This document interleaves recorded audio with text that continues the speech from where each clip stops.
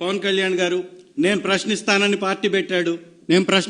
Party పెట్టాడు ఇవాళ ప్రశ్నిస్తున్నటువంటి మాపై కేసులు పెట్టిస్తున్నాడు.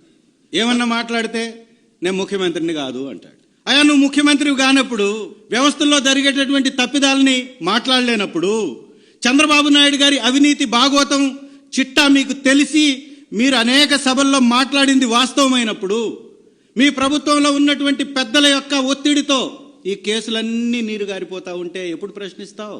రాష్ట్రంలో ఉన్నటువంటి రైతులకు అన్యాయం జరిగితే ప్రశ్నించలేవు. నేను ముఖ్యమంత్రిని కాదని ఒకసారి అంటావు, నేను హోంమంత్రిని కాదని ఒకసారి అంటావు. మరి ఏమీ కానప్పుడు నీ ఫోటోలు ఎందుకు ప్రభుత్వ భవనాలలో?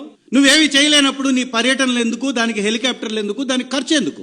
నీ వల్ల ఉపయోగం లేనప్పుడు, నీ వల్ల దమ్మిడి ఆదాయం లేనప్పుడు, నువ్వు ఏ వ్యవహారంలో మాట్లాడలేనప్పుడు, నువ్వు ఎవరిని ప్రశ్నించలేనప్పుడు ప్రశ్నిస్తానని పెట్టినటువంటి పార్టీ ఎందుకు ఇంత దుర్మార్గం చేస్తూ, ఇంత అవినీతికి పాల్పడుతూ, కాగ్ లాంటి వ్యవస్థలు తప్పుబట్టినటువంటి కేసుల్ని నీరుగారుస్తుంటే మాట్లాడవా? మాట్లాడాల్సినటువంటి బాధ్యత లేదా? చంద్రబాబు నాయుడు గారి మీద కేసులన్నీ ఎత్తివేస్తుంటే, ఎవరైతే అధికారులు గతంలో 2014 నుంచి 19 వరకు తప్పులు చేశారనే వారిపై చర్యలు తీసుకున్నారు, అదే అధికారులను తీసుకొచ్చుకొని వాళ్ళ ప్రభుత్వంలో పనిచేయించుకుంటూ ఉంటే మాట్లాడలేనటువంటి మీరు ఈ రాష్ట్రానికి డిప్యూటీ ముఖ్యమంత్రిగా అవసరమా?